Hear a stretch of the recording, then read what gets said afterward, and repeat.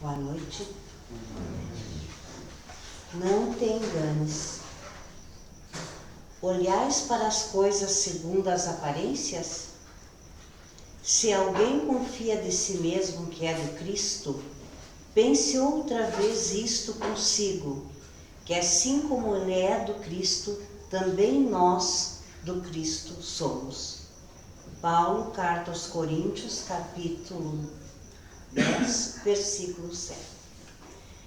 Não te enganes acerca de nossa necessidade comum ao aperfeiçoamento. Muita vez, superestimando nossos valores, acreditamo-nos privilegiados na arte da elevação. E, em tais circunstâncias, costumamos esquecer impensadamente que outros estão fazendo pelo bem muito mais que nós mesmos. O vagalume acende leves relâmpagos nas trevas e se supõe o príncipe da luz, mas encontra a vela acesa que o ofusca. A vela empavona-se sobre o móvel doméstico e se presume no trono absoluto da claridade. Entretanto, lá vem um dia em que a lâmpada elétrica brilha no alto, embaciando-lhe a chama.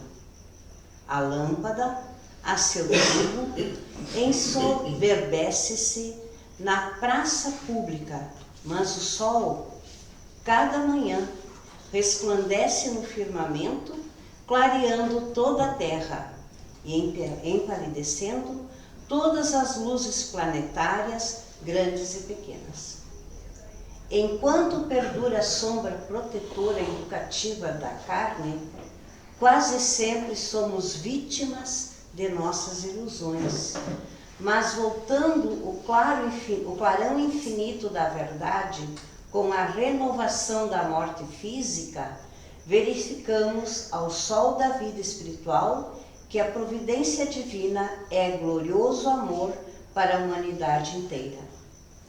Não troques a realidade pelas aparências. Respeitemos cada realização em seu tempo e cada pessoa no lugar que lhe é devido. Todos somos companheiros de evolução e aperfeiçoamento, guardados ainda entre o bem e o mal.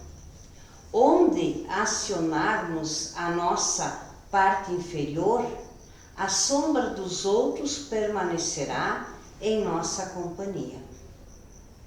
Da zona a que projetarmos a nossa boa parte, a luz do próximo virá ao nosso encontro. Cada alma é sempre uma incógnita para outra alma. Em razão disso, não será lícito erguer as paredes de nossa tranquilidade sobre os alicerces do sentimento alheio. Não nos iludamos. Retifiquemos em nós quanto prejudique a nossa paz íntima e estendamos braços e pensamentos fraternos em todas as direções, na certeza de que, se somos portadores de virtudes e defeitos, nas ocasiões de juízo receberemos sempre de acordo com as nossas obras. E compreendendo que a bondade do Senhor brilha para todas as criaturas sem distinção de pessoas, recordemos em nosso favor e em favor dos outros as significativas palavras de Paulo. Se alguém confia de si mesmo que é do Cristo, pense outra vez isto consigo, porque tanto quanto esse alguém é do Cristo, também nós do Cristo somos. Que assim seja.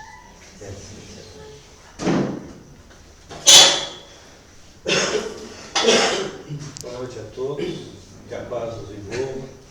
Aqueles que vêm hoje pela primeira vez ao Centro Espírita Allan Kardec, sejam bem-vindos. Esta comparação que Emmanuel faz da passagem de Paulo é interessante. O Cristo é o sol que nos ilumina, que nos aquece, que nos dá uma direção para que possamos caminhar na nossa evolução. Claro que todos nós gostaríamos de ser uma lâmpada, quem sabe uma vela, mas eu acho que a nossa realidade é que ainda somos vagalumes, que brilham alguns segundos e depois voltamos para a escuridão. Mas, como tudo evolui na natureza, vamos nesta noite compreender um pouco mais a respeito da doutrina espírita para que o nosso brilho seja mais forte um dia. Quem sabe nós nos transformemos numa vela e depois, várias encarnações à frente, nós seremos uma lâmpada. Mas vamos todos nós agora humildemente agradecer a Deus, que é a causa primária, a inteligência suprema, a Jesus, o nosso divino mestre, aos mentores espirituais que permitiram que estivéssemos aqui nesta noite reunidos para compreender um pouco mais a respeito da doutrina espírita, que é o Consolador prometido, que vai ser o leme que vai dar o norte para não só o nosso país, mas o nosso planeta chegar a mundo de regeneração. Estamos passando por momentos difíceis, bastante tormentosos, mas a doutrina espírita nos esclarece a respeito do nosso futuro, que é chegarmos à condição de espírito puro. Vai levar alguns bilhões de anos, mas vamos chegar lá. Então, vamos agradecer dizendo: Pai nosso que está no céu, santificado seja o teu nome, venha a nós o teu reino, seja feita a tua vontade, assim na terra como no céu. O pão nosso de cada dia nos dá hoje, o pão do corpo, mas principalmente o pão do Espírito. Perdoa as nossas dívidas, à medida que perdoamos aqueles que nos devem, e não nos deixa cair na tentação, mas livra-nos do mal, que assim seja. Nesta noite, para a alegria nossa, nós estamos recebendo nosso companheiro de doutrina espírita, Jorge Luiz, que já há mais de 30 anos trabalhamos aí juntos, procurando divulgar o Consolador prometido. Ele é um dos fundadores do Centro Espírita Celeiro de Luz, lá de Sombrio, sempre trabalhando, dedicado à doutrina. É um prazer receber ele e também sua esposa, Elo, que está aqui conosco. Jorge, seja bem-vindo. Obrigado. Meus amigos, meus irmãos, boa noite a todos. Que a paz do Mestre Jesus esteja em cada coração. Antes de mais nada, convém lembrar para aqueles que eventualmente seja a primeira vez que tomam contato com a doutrina espírita, que aqui nós temos uma assembleia em que todos estão em pé de igualdade. Conforme o Feijão falou, todos somos vagalumes. Isso não impede que sejamos razoavelmente felizes, porque um vagalume também é feliz, deve ser feliz no estado que ele vive. Mas estamos em pé de igualdade. E dessa forma, sempre lembro isso aí, durante esses momentos que nós estamos aqui nessa assembleia, que a espiritualidade se faz presente, procurar alijar, tirar dos nossos corações as mágoas, um ódio eventual, alguma coisa não esclarecida, e dessa forma a gente absorve melhor as energias que eles nos doam e também fornecemos energias mais facilmente que eles usem em benefício de outros. E vamos aprender juntos, comentar alguma coisa. A base da nossa mensagem dessa noite é o capítulo 7, Bem-aventurados os pobres de espírito, do Evangelho segundo o Espiritismo. Bem-aventurados os pobres de espírito, pois que é deles o reino dos céus. Quem é o pobre de espírito? As elites da época, na Palestina, poucos sabiam ler. Só aquela elite religiosa, política, que era quase a mesma coisa ali.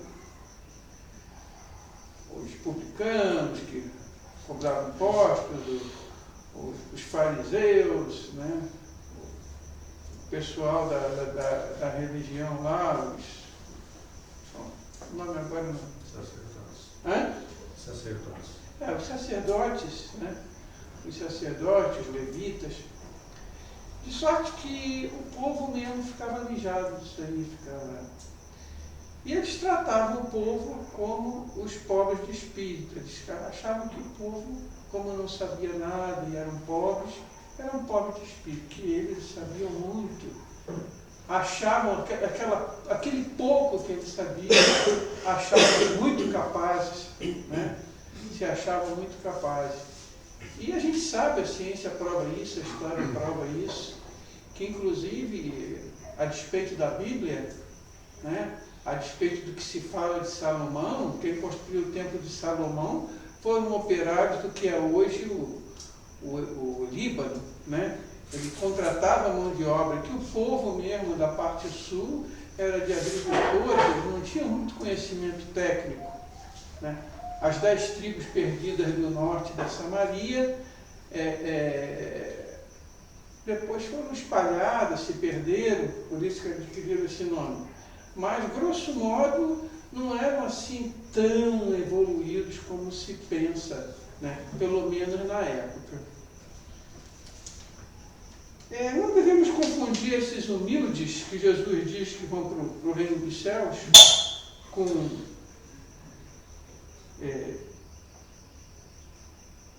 comodismo, preguiça, covardia, nada disso, né? Jesus dizia que ser humilde é não cobiçar o que é dos outros. Por que eu vou ficar atento ao que o fulano tem e deixar de ter? Eu não sou melhor que ele, nunca serei. Se ele pensa que é melhor que eu, mas eu não vou invejá-lo.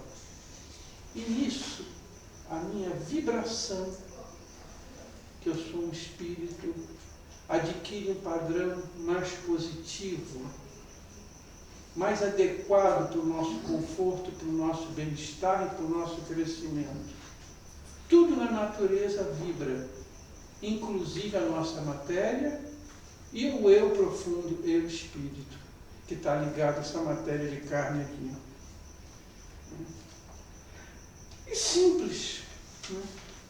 Os simples também, eles não estão buscando aquelas joias desnecessárias, aquela roupa de marca, de etiqueta, caríssima. Ele sabe, se ele pudesse comprar com conforto, sem se prejudicar, não é errado. Mas se ele não pode, ele não vai ser inferior a quem pode. E quem pode também nunca será melhor que ele. Isso é verdade. E tem uma parábolazinha, uma historinha, que não é de Jesus e que a gente repete sempre, mas que é bastante interessante para a gente analisar a condição humana. É a história dos peixinhos. Quem já ouviu, eu não perco a oportunidade de contar essa historinha, que eu gosto muito, vocês vão ficar cansados de ouvir. Mas vai lá. Era um açude numa determinada propriedade rural. E nesse açude tinha os peixinhos lá, e o sujeito colocava lá, o dono da propriedade, colocava a ração, e se passavam, os peixinhos foram crescendo e tal.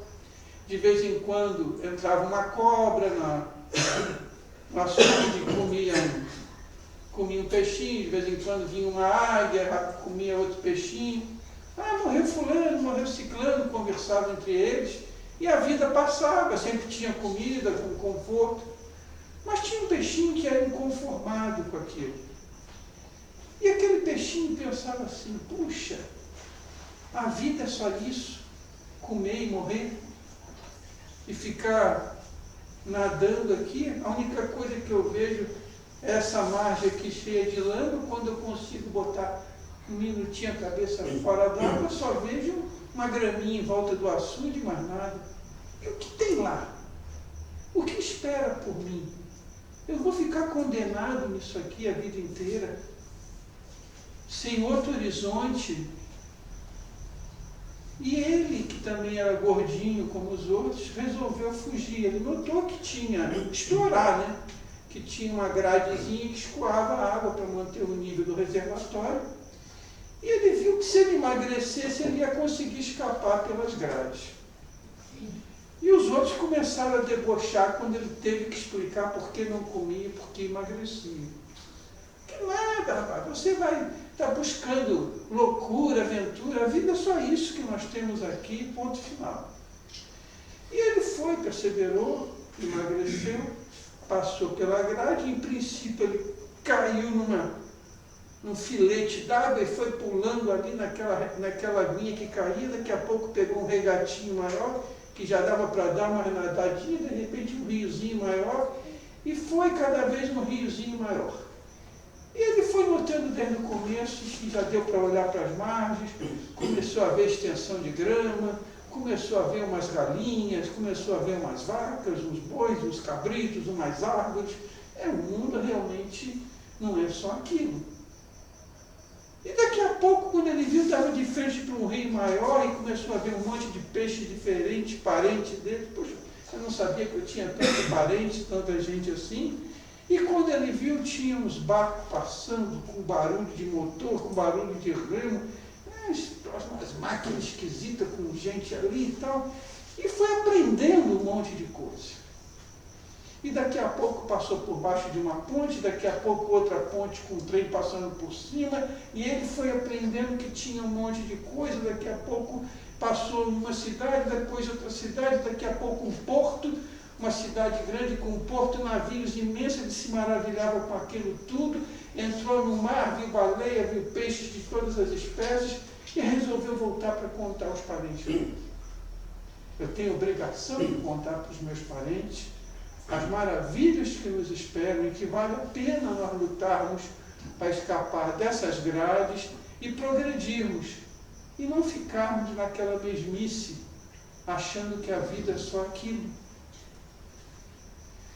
E aí ele fez todo o trajeto de volta, comendo pouco, se sacrificando para contar para os irmãos, e chegou e pulou para dentro do açude, e quando ele contou, os irmãos dele disseram: não, você caiu, foi numa poça d'água ali do lado, ficou escondido esses dias todos, para não fazer papel de ridículo, e vem agora que inventou essa história e vem contar esse monte de lorota para a gente. Isso tudo é bobagem, isso não existe, você é um cascateiro, e coisa da espécie.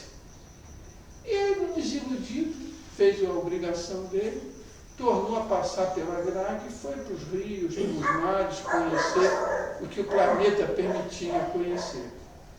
Mais ou menos assim somos nós quando ficamos presos aos nossos preconceitos, aos nossos horizontes mais ou menos tolhidos, porque se eu fizer isso, vão me olhar diferente, vão pensar que eu sou louco porque eu estou pensando diferente, ou porque eu vou fazer isso, ou porque eu não estou com essa roupa que não está muito bonita em tal lugar, e coisas da espécie, ficamos presos, essa que é a verdade. Então é interessante que abramos as nossas cabeças, as nossas consciências, para recebermos e estudarmos todas as maravilhas que estão ao nosso alcance, porque estão ao nosso alcance aquilo que o nosso nível evolutivo permite. A compreensão de muita coisa que hoje a gente acha impossível, podemos já nessa encarnação, somos todos vagalumes, passar a compreender. É aos poucos, é trabalhoso, estudamos e fazemos muitas coisas, mas é uma conquista pessoal. Vamos melhorando a nossa vibração, vamos fazendo caridade, que nada mais é que a prática do amor, e vamos, enfim, conquistando passo a passo maior luminescência, aos pouquinhos deixar de ser vagalume, uma lâmpadazinha, e vamos a caminho. Isso é bem, essa historinha eu acho bem assim, ilustrativo da condição humana. A compreensão da nossa verdadeira essência, a nossa relação com os aspectos físicos, biológicos e espirituais da natureza. Francisco de Assis tem um filme sobre ele, né, que ele fala irmão Sol e irmão Lua. Ele se considerava um partícipe do universo, todos nós somos. É um grande banquete, uma grande assembleia. Somos todos iguais. Então nós precisamos compreender essas coisas. Porque à medida que a gente compreende e vemos a evolução, como foi falado aqui do começo, a gente começa a perceber o seguinte: fulano é muito capaz em tal coisa, tem um bom emprego, tem muita condição financeira, leva uma vida aparentemente muito melhor que a minha. Eu não, mas em compensação, eu tenho tal aspecto que me favorece muito nesse tipo de vida que eu levo e que me satisfaz. Então todos nós que somos mais ou menos do mesmo idade evolutiva, do mesmo nível evolutivo, somos todos iguais. Pouquinho de diferença, um é melhor em matemática, outro em física, outro em língua portuguesa, outro um excelente carpinteiro, outro um excelente agricultor. Nós somos todos mais ou menos iguais. Ah, porque um é um pouquinho direto, fala às vezes até meio incisivo, meio grosseiro. Mas será que nós nunca fomos? Será que nós, vez por outra, não caímos nisso? Se a gente começar a ver, veremos que somos todos iguais. E compreender essas coisas vai nos facilitar ver o que é evolução.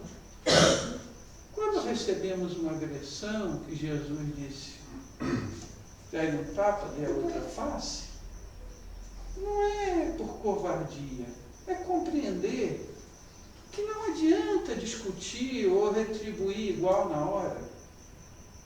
Não vai resolver a coisa. Né? Se possível, deixa a coisa seguir. Não guarda mágoa, não guarda ódio, se possível, né? E prossegue o seu caminho. Né? Agora, quando a gente guarda mágoa, guarda ódio, isso gera uma série de problemas para a gente, inclusive problemas de saúde. E por que a gente guarda mágoa? Por que a gente guarda ódio? Vamos ver um pouquinho lá na frente. O problema é de saber, de ter, como nós falamos já, né? E muita gente se considera, porque sabe mais ou que tem mais, que é melhor que os outros. Absolutamente são orgulhosos e acham que são a medida de tudo. Né? Porque sabem muito. Ah, eu sou um grande cientista. Aquelas pessoas que não estudaram, que são analfabetas ou que só têm um ensino fundamental, não significam nada para mim. Eu sou um grande cientista. Coitado. Ele não sabe. O conhecimento que nós temos na Terra é mínimo, quase nada. Até hoje se discute as coisas do Einstein, que o espaço se dobra ou não se dobra. Einstein, provavelmente o maior gênio da física, já era Einstein, já tinha bolado a teoria da relatividade e trabalhava num escritório de patentes na Suíça como um auxiliar lá, um mero funcionário burocrático, um gênio daquilo. Né?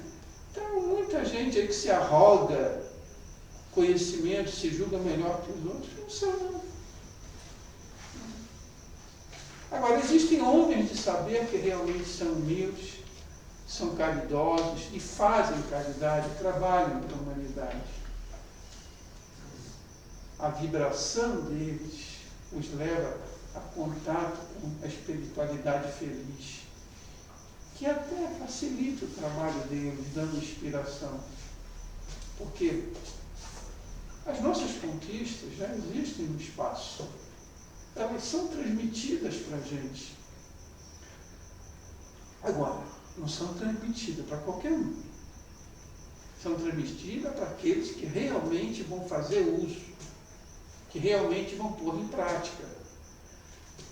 Aí a gente diz, mas quanto inventor já errou? A gente sabe que sim, né? A gente sabe que vários inventores usaram comercialmente, mas é a nossa realidade. E talvez se eles não usassem comercialmente, morreriam de fome e talvez não inventassem outras coisas. Né?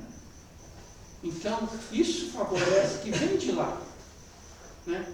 Vem do espaço. É comum, já foi feito um trabalho em que descobriram que quando grandes ideias da humanidade, grandes descobertas, foram feitas muitas vezes em épocas que não havia nem facilidade de comunicação, e em países distantes, um inventor, sem saber do outro, estava pesquisando a mesma coisa, e descobriam quase ao mesmo tempo a mesma coisa. Foi o caso do pneu de automóvel. Esse é um dos casos. Tá? E Jesus disse assim, deixa eu ver aqui. É que eu estou fazendo com base no Evangelho, tá, pessoal?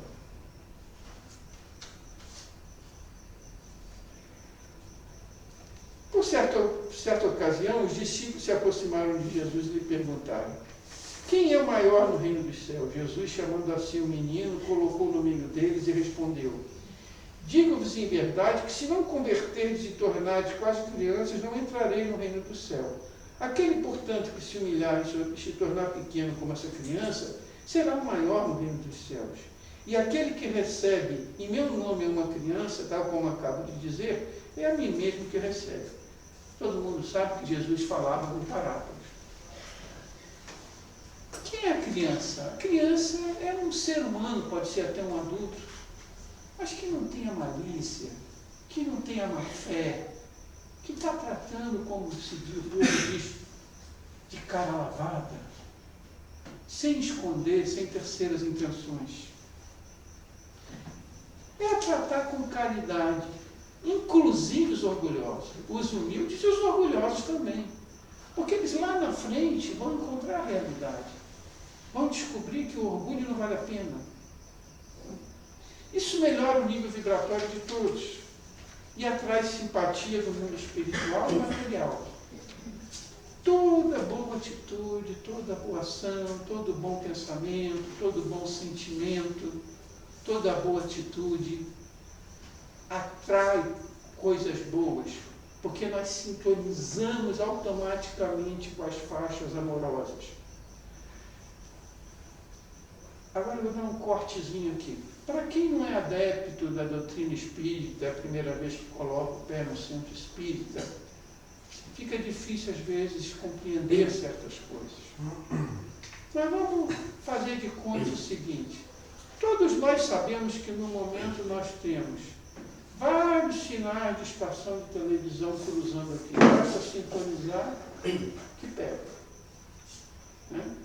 Nós temos vários sinais de rádio cruzando essa sala.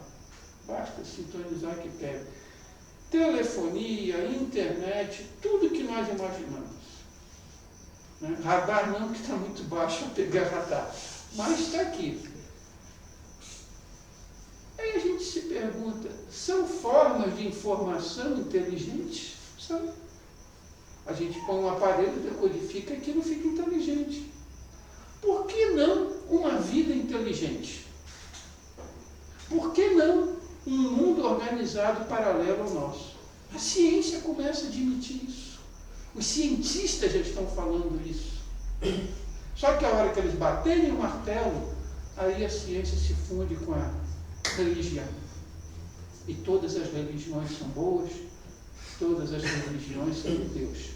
Nós que as separamos indevidamente. Mas a gente diz o seguinte: mas eu sou sólido.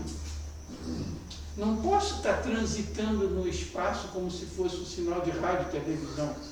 Será que nós somos sólidos? Somos. Não somos, não. Nós somos feitos de átomos. que se agrupam em moléculas, que se agrupam em tecidos, e assim vão, macromoléculas e vai. O que é o átomo? São as menores partículas da natureza, as menores partículas da matéria. Então, o átomo de ferro é a menor parcela de ferro possível de se isolar. O átomo de enxofre, de cobre, de oxigênio, nitrogênio, mobililênio, vai enxofre e vai embora. Então, como é que isso funciona? Vamos fazer de conta o edifício Empire State nos Estados Unidos. Foi o maior do mundo durante muitos anos, um baita arranha-céu. Os cientistas calcularam se fosse possível inventar um piloto que socasse aquele edifício, que socasse para tirar o espaço, todo o espaço que existe dentro dos átomos e dentro das moléculas, no final nós teríamos uma agulha com o peso do edifício Empire State. Esse edifício ainda existe. E era um monstro, é um monstro de edifício. Uma vez um bombardeiro B-25 americano em Nova York entrou dentro do andar dele, mas o edifício não caiu não, de tão grande que ele é. Não era um Boeing, mas era um aviãozinho, um bombardeiro médio da Segunda Guerra Mundial. Então imagina um edifício daquele, do tamanho de uma agulha, com o peso de uma agulha. Com o peso de um edifício. Uma agulha com o peso de um edifício. Imagina se um edifício pode ser, teoricamente, uma agulha com o peso do edifício, imagina um corpo desse aqui. Quantos corpos desse cabem no edifício daquele? Milhares desse corpo aqui de carne aqui. E se socasse esse corpinho de carne aqui dentro no socador igual, o que ficaria? Se o edifício era uma agulha, esse aqui é um pontinho, uma fagulhinha de poeira mínima, não sei o que seria, de tão pequeno. Opa! E tem um monte de átomos dentro desse corpo. Mas nós socamos tirando todos os átomos, todo o espaço dentro daqueles átomos. Tiramos todo o espaço. Então nós temos muito espaço quando a gente bateu. Nós temos muito espaço dentro do nosso corpo. E aí eles fizeram um outro cálculo. Pegaram um átomo de sódio, que faz parte do sal, né? Cloreto de sódio. O núcleo dele, vamos dizer que fosse muito grande, fosse do tamanho de uma bola de tênis, e a gente colocasse aquela bola de tênis no meio do Maracanã, do campo do Maracanã, no Rio de Janeiro. Em volta daquele núcleo, que tem partículas neutras e positivas, circula um monte de partículas num sistema que teoricamente é planetário, um monte de partículas em volta daquele núcleo. Umas mais afastadas, outras mais próximas. Então, pelo que eles disseram, a partícula mais afastada estaria do lado de fora do Maracanã. E são poucos, não são muitas partículas não, deve ser mais 20, não sei, o átomo de sódio de cabeça que eu não tenho. Mas a quantidade de espaço que existe, o núcleo do tamanho de uma bolinha de ping-pong e a última órbita. Então, para a gente ver que a matéria é ilusão.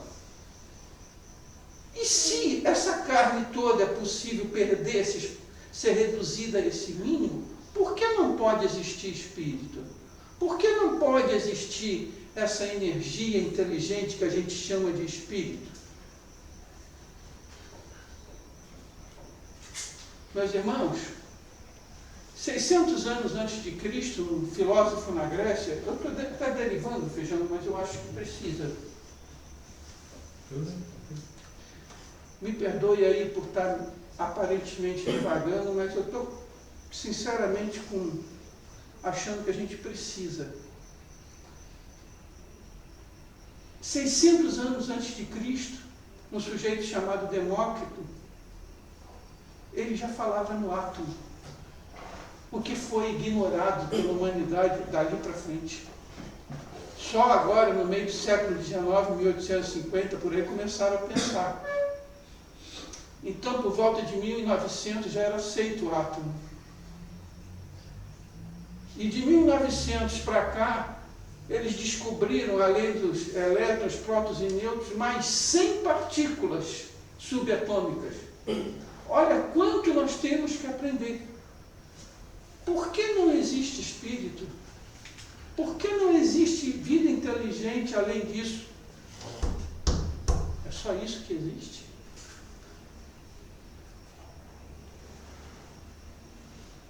Os filhos de Zebedeu. Agora vamos voltar à nossa mensagem doutrinária. A mãe dos filhos de Zebedeu chegou para Jesus e disse que pedisse ao pai que colocasse os 2 filhos dela, um à direita e um à esquerda dele, nos céus. E Jesus, com toda a humildade, disse que não cabia a ele. Caberia ao pai, ao superior dele, esse trabalho. Ah, mas nós podemos. Vocês não sabem o que vocês me pedem. Vocês não vão poder passar, vocês não aguentariam passar, vocês aguentariam passar pelo que eu passo? Aguentaríamos. E aí Jesus disse assim, realmente vocês vão passar pelo que eu passei. O que ele quis dizer com isso? A estrada da evolução. Mas que não cabia a ele isso aí. Um dia eles vão passar. E aí os discípulos de Jesus se ofenderam, acharam que os 2 irmãos foram prepotentes, e Jesus reuniu os discípulos e disse, olha, perdoa que eles não sabem nem o que estão pedindo, deixa que... Jesus acalmou a turma, eles não sabem nem o que estão pedindo. E assim muitas vezes somos nós. Por que isso acontece comigo? Por que um com o outro, Todos nós choramos, todos nós sofremos, todos nós estamos em busca da luz, da esperança, da paz. A gente vê cotidianamente no Santo Espírito o sofrimento. E todos nós, meus irmãos, consciente ou inconscientemente, estamos presos na matéria, que já é um desconforto para o espírito, e sofremos. Só isso já gera uma dose de sofrimento. Mas podemos amenizar sim isso aí, com a fé, com a esperança, com a tranquilidade, com o estudo, e praticando o Evangelho de Jesus, a paz de Jesus. O André Luiz, quem viu aquele filme Nosso Lar, isso figura muito, né? Nós achamos que somos muita coisa. É o problema da reencarnação. Então, quando a gente acha que chegar no céu, ser isso, aquilo... O André Luiz era médico aqui na Terra. Chegou lá no Nosso Lar, que é uma colônia espiritual. Ele queria usar a medicina dele na Terra, e ele descobriu que a medicina dele aqui na Terra era muito fraquinha. Que a enfermeira que orientava ele, era enfermeira, estava muito à frente dele. E ele caiu do cavalo, porque ele viu que a medicina dele era frágil. E nós somos frágeis frente a essas inteligências todas. A nossa sorte, que elas nos amam. São nossos irmãos mais evoluídos, mais velhos, e nos amam. Nós somos protegidos, senão nós estávamos meio... Bom, tem uma passagem aqui, eu vou ter que depois pular um pouquinho, mas essa aqui eu queria...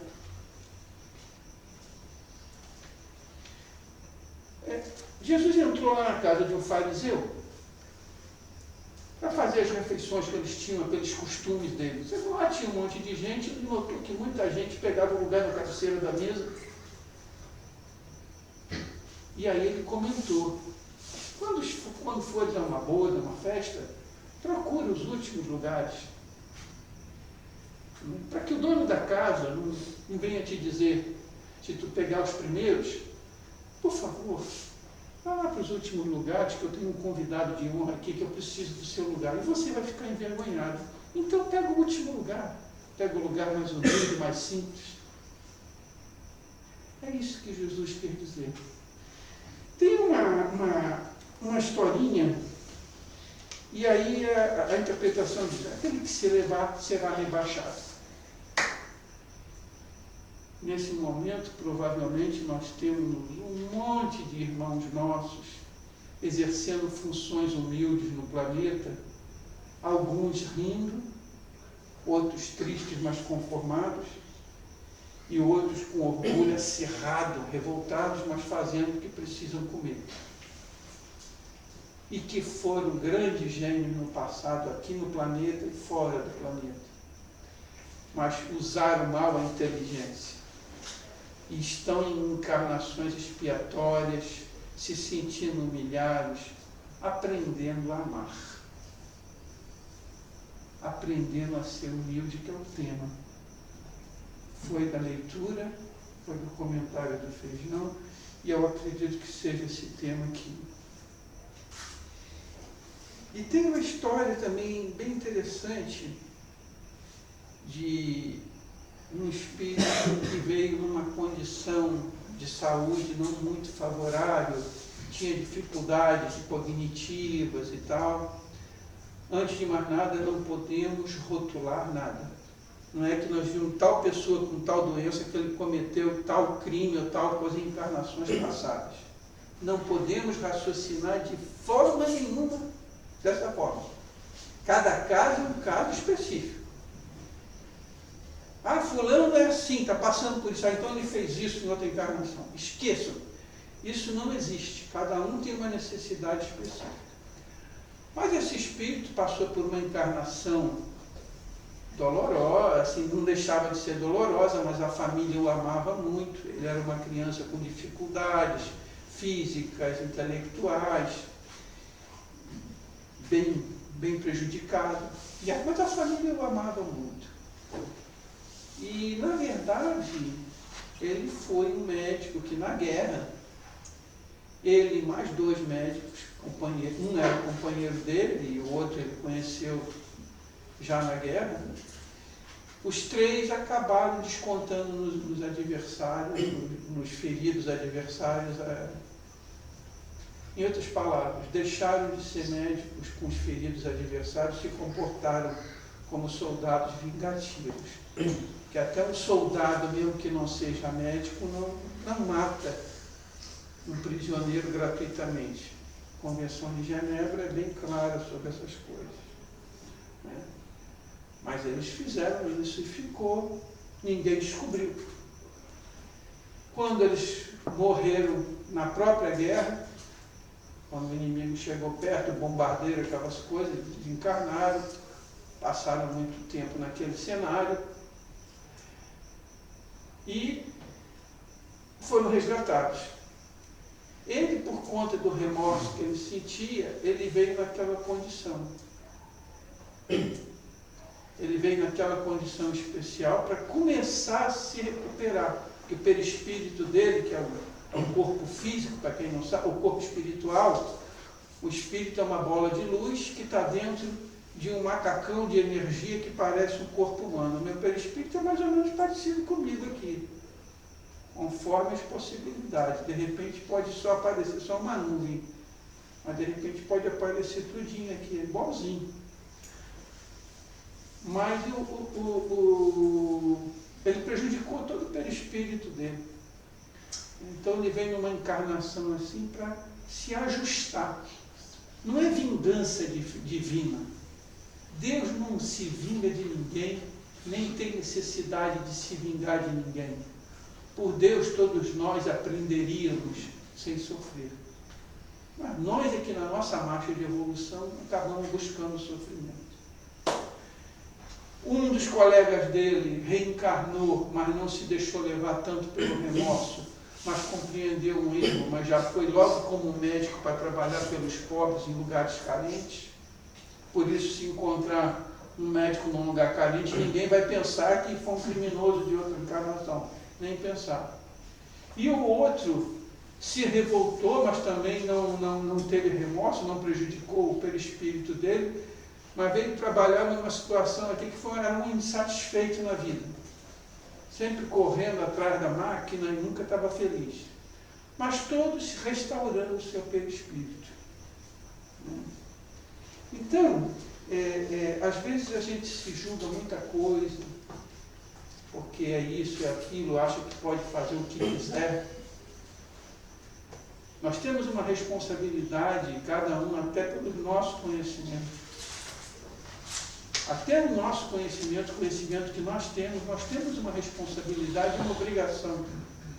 Eu tenho obrigação, na medida das possibilidades, de transferir o pouco que eu sei para os meus irmãos, para que o planeta evolua. Tenho obrigação. Aliás, todos nós. Mistérios ocultos aos doutos e prudentes é outra passagem de Jesus,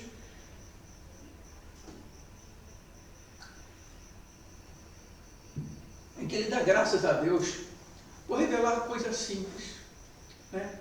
Às vezes a gente fica escutando assim, como é que aquele milagrezinho que os médicos não deram conta, aquela pessoa ali fez ali com um chazinho que ele deu para uma outra pessoa, e como é que é isso? Como é que pode?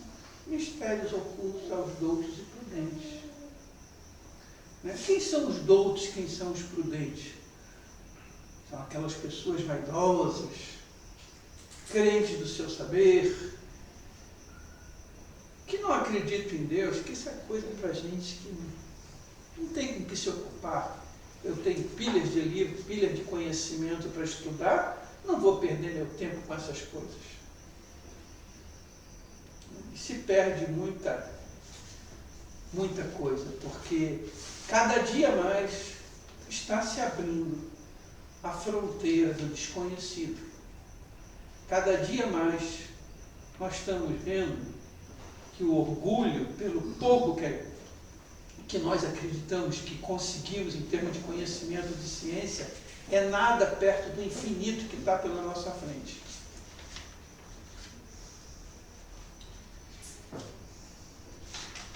Um dos maiores problemas é a harmonia no ser humano entre o nível intelectual e o nível moral. Quando a gente fala moral, em primeiro lugar, vamos falar em amor. Quando a gente ama, a gente sabe como se comportar com as pessoas, o que é certo e o que é errado. Agora, quando tem um desnível, principalmente da inteligência muito grande, e o moral é muito baixo, aí a coisa pode assumir contornos de tragédia. Tragédia para a comunidade, para o planeta e para o indivíduo também, que ele pode cometer crimes bárbaros. E só dá conta muito mais tarde. A mesma coisa, a nossa responsabilidade. Essas passagens estão no capítulo aqui do Evangelho, tá, pessoal? É que eu estou só correndo um pouquinho para a gente poder... A mesma coisa é a nossa responsabilidade. Aí, eu, por exemplo, não gosto daquela pessoa ligada à política ou qualquer coisa, mas eu tenho um interessezinho que eu queria ter satisfatório, é um interessezinho pequeno, não é nada fraudulento, eu vou trabalhar honestamente, mas eu queria meu interessezinho atendido. Aí vejo aquele cara, cumprimento, abraço, detesto. E todo mundo me conhece porque faz de conta que eu frequentasse asilos, creches, trabalhando gratuitamente, eu não faço nada disso. Não faço nada, mas faz de conta. Aí uma pessoa que faz isso é muito conceituada na comunidade, né? Aí todo mundo diz, olha, ele está cumprimentando aquele político, e todo mundo sabe que ele trabalha de graça para o povo, aí de monte. Se ele está cumprimentando aquele político, é porque aquele político é bom. Vamos votar nisso. E o político também vai se deixar, vai apertar minha mão, vai me dar o que eu quero. E aí, depois a verdade se revela. A gente diz, a responsabilidade nossa por essa pequena fraude, e mesmo que não tivesse fraude, eu quisesse só brincar, aparecer, cumprimentar aquele político que eu não gosto, até isso, eu não estou pedindo nada para mim, mas eu não gosto dele. Aí eu vou lá cumprimentar de garoto, cumprimentei e tal, e todo mundo, ajuda a comunidade, está cumprimentando, todo mundo vota nele. Olha a responsabilidade do meu ato de brincadeira, de deboche, causou um engano que pode prejudicar a sociedade. Se aquele homem for eleito, se for mal. Então, nós temos responsabilidade nos mínimos atos da nossa vida. Principalmente quando elogiamos, como fazemos questão de estar presente com aquelas figuras de reputação ilibada, de alto coturno, né? Me perdoe pelo palavreado, que se acham melhores que todos, mas a minha vaidade me deixa levá-lo junto a eles. Que tristeza! É uma falência moral. Então nós temos muita responsabilidade nos nossos atos.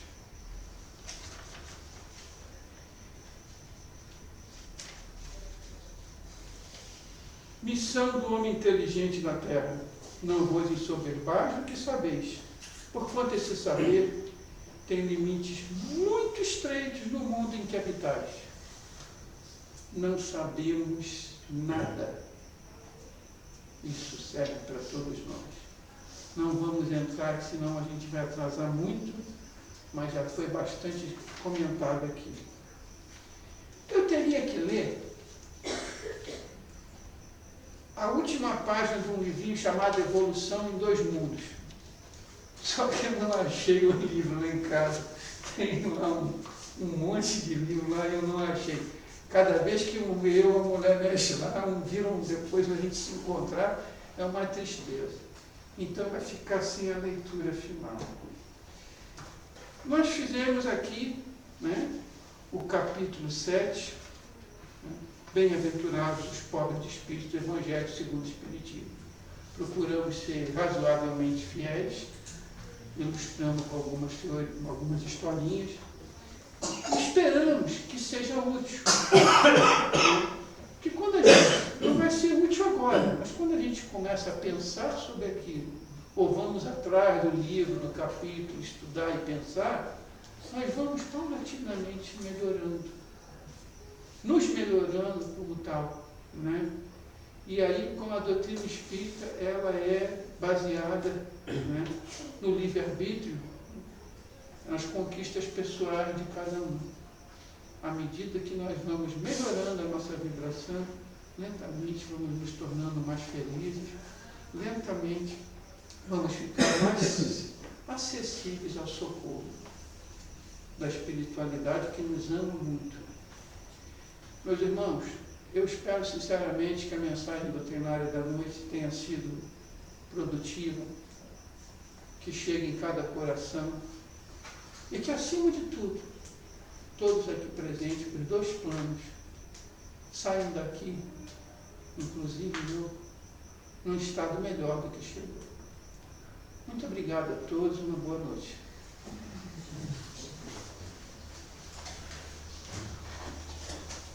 No início nós dizíamos que éramos um vagalume. Agora nós concluímos que nós somos um vagalume egoísta e orgulhoso e precisa ainda trabalhar muito para que a nossa pequena luz ajude a iluminar as trevas da ignorância no sentido da falta de conhecimento, como diz o Jorge, e que a vida continua além da morte. Agora um pouco mais esclarecidos, confortados, mais tranquilos. Vamos sentar da maneira mais confortável que as cadeiras permitam, porque junto de cada um de nós, nesse momento, está um dos trabalhadores da espiritualidade para nos repassar as energias que nós precisamos através do passe coletivo. Então, nesse momento, vamos relaxar com calma, com tranquilidade, para que possamos aí absorver as energias. Nós utilizamos o passo coletivo porque todo o nosso trabalho é gravado, é colocado na internet, e aqueles que acompanham o trabalho na internet também, neste momento, acabam nas suas casas recebendo a visita da espiritualidade que vai repassar a eles aquilo tudo que eles precisam. Então, com um pensamento elevado a Deus, vamos agradecer pela vida, pelo trabalho que nós temos, pela família, pelas dificuldades também que nos ajudam a crescer, evoluir, por tudo que Deus tem nos dado e que muitas vezes não valorizamos, e como muitas vezes, filhos ingratos, queremos mais e mais. Mas vamos nos contentar com aquilo que nós temos e procurar aumentar o nosso conhecimento para que numa próxima encarnação tenhamos uma situação um pouco melhor.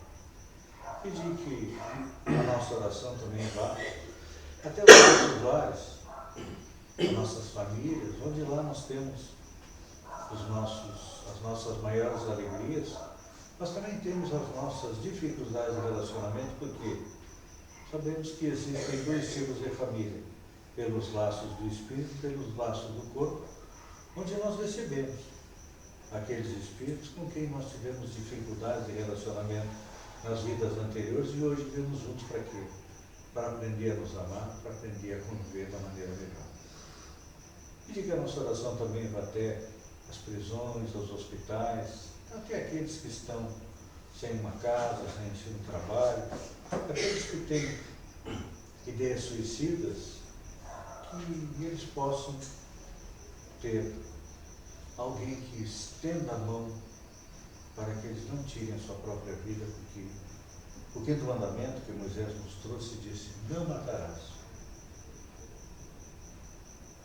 E então nós dizemos: Pai nosso que está no céu, santificado seja teu nome.